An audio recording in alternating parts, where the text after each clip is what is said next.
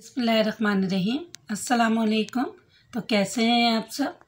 आज मैं जा रही हूँ सर्दियों की बहुत ही स्पेशल गोभी का पराठा बनाने के लिए। ये मैंने घर में रखा हुआ था तो वही गोभी मैंने लिया है। अभी वैसे भी मार्केट में बहुत फ्रेश और ताज़ी फूल गोभी आ रही है। तो अगर आप मेरे चैनल पे नए हैं तो मेरे चैनल को ज़रूर से ज़रूर सब्सक्राइब करें, लाइक करें और कमेंट बॉक्स में ज़रूर बताया करें कि मेरी रेसिपी आपको कैसे लगी। फूल गोभी को मैंने अच्छे से धो लिया था ताकि इसमें कोई डस्ट वगैरह ना हो, और थोड़ा सा मैंने नीम गर्म पानी में इसको डुबो दिया था 5 मिनट के लिए, और उसको अच्छे से मैंने धो के निकाल लिया है। आज मेरा बड़ा दिल चाह रहा था फूल गोभी के पराठा खाने का, तो मैंने कहा चलें मैं आप लोगों से अपनी ये रेसिपी शेयर करती हूँ। तो इसको हम सबसे पहले कद्दूकश करेंगे। तो मैंने ये कद्दूकश लिया है। अब ये देखें, इस पर 3 तरह के होते हैं। तो एक ये तो सबसे बड़ा है, ये बहुत बड़ा हो जाएगा और बहुत मोटा मोटा बनेगा। तो हमने ये वाला पार्ट जो होता है इससे हमने फूल गोभी को कद्दूकश करना है। देखिए कितना ज़बरदस्त कद्दूकश हो गया है। अब मैं इसमें पानी होता है तो इसमें मैं पानी निकाल लूँगी। इस तरीके से तेज़ कर इस तरीके से आप पानी निकालेंगी तो आराम से तमाम पानी निकल जाएगा। देखिए मैं तमाम फूल गोभी जो है वो देखिए इस तरीके से डाल दूँगी इसमें, और ये देखिए इतना ज़बरदस्त ये बनेगा और इतना टेस्टी बनेगा कि आपको दिल चाहेगा कि पूरी सर्दियों में आप हफ्ते में 2 से 3 दफ़ा तो ये पराठा बना कर खा लें। ये देखिए इसमें से इतना पानी निकला है। ½ टीस्पून से भी कम, 1/4 स्पून जो है इसमें हल्दी जाएगा। थोड़ी सी पीसी हुई मिर्ची आप अपने टेस्ट के अकॉर्डिंग कम या ज़्यादा कर सकते हैं। जी, कुटा हुआ धनिया, इसका फ्लेवर बहुत अच्छा आता है, इससे खुशबू बहुत अच्छी आएगी। थोड़ा सा मैं इसमें ये देखें काली मिर्च डालूँगी। ये देखिए इतना 1/4 चम्मच इसमें मैं सफ़ेद ज़ीरा डालूँगी, और सबसे आखिर में मैं डालूँगी इसमें होममेड गरम पिसा हुआ मसाला। ये देखिए ये भी थोड़ा सा डालना है। टेस्टी और मज़ेदार बनाने के लिए मैं डालूँगी, मुझे हरा धनिया के फ्लेवर बहुत अच्छी लगती है तो मैं थोड़ा ज़्यादा यूज़ करूँगी। और थोड़ा सा मैंने हरी मिर्ची लिया है, ये मैंने चॉप करके लिया था। ये देखिए ये डालूँगी। मैं ये अपने लिए बना रही हूँ, अगर आप बच्चों के लिए बनाएं तो थोड़ी सी मिर्ची जो है वो कम रखिएगा। अब नमक का इस्तेमाल हमने बाद में करना है, क्योंकि गोभी का जब पराठा हम बनाने लगे ना, जब भी हम नमक का इस्तेमाल करेंगे, नहीं तो गोभी जो है वो पानी छोड़ने लगेगा। ये देखें अभी बिल्कुल हमारा गोभी खुश्क है। ये देखें ये इस तरीके से तमाम मसाले को हमने अच्छे से मिला लेना है। ग्रेट करके इसमें हम थोड़ा सा लहसुन डालेंगे। लहसुन जो है वो ग्रेट करके डाला है। अब इसको इस तरीके से हमने मिक्स कर लेना है ताकि लहसुन जो है वो अंदर तक चले जाए। इसको साइड में रखती हूँ। आटे को मैंने आधा घंटा पहले गूंद के रख लिया था। ये देखिए आटा बिल्कुल नॉर्मली गूंदना है, जिस तरीके से हम आटा गूंदते हैं, और बिल्कुल ये इसी तरीके से सॉफ्ट होना चाहिए। अब इसकी मैं एक बड़ी सी लोई लूँगी, पेड़ा बना लूँगी। ये बिगनर्स के लिए भी बहुत आसान सा तरीका है।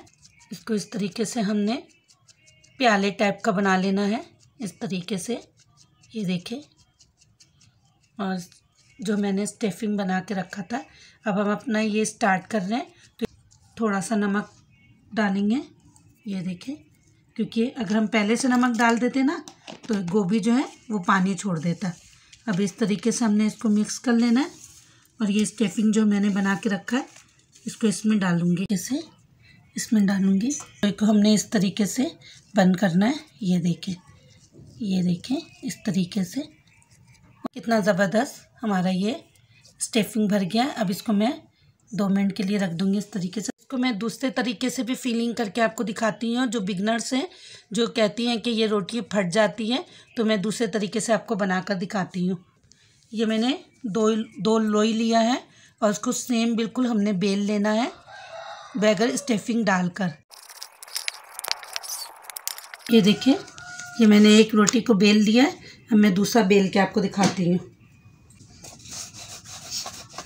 मैंने दोनों रोटी को अच्छे से बेल लिया है, और ये जो स्टफिंग मैंने बना के रखा था इसको अच्छे से फिल कर देना है इस तरीके से।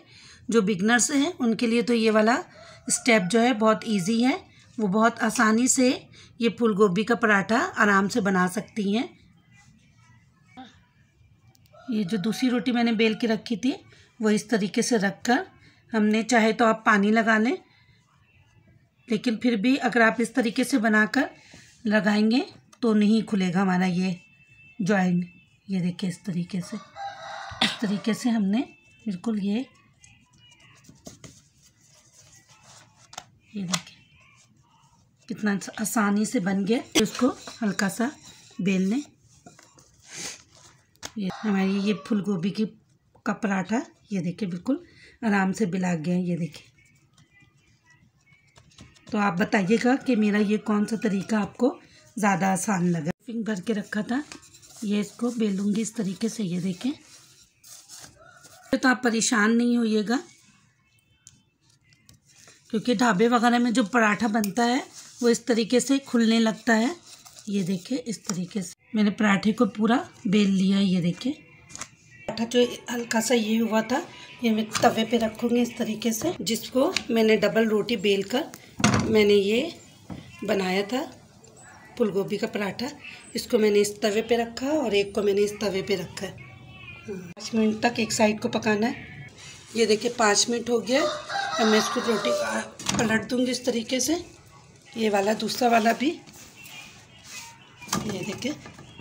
अब इस दूसरे को भी 5 मिनट तक इसी तरीके से सेकना है। पराठे को बनाने के लिए हम घी का इस्तेमाल करेंगे, इससे इसका जायका बहुत चेंज हो जाता है, बहुत मज़े का बनता है ये देखिए इस तरीके से।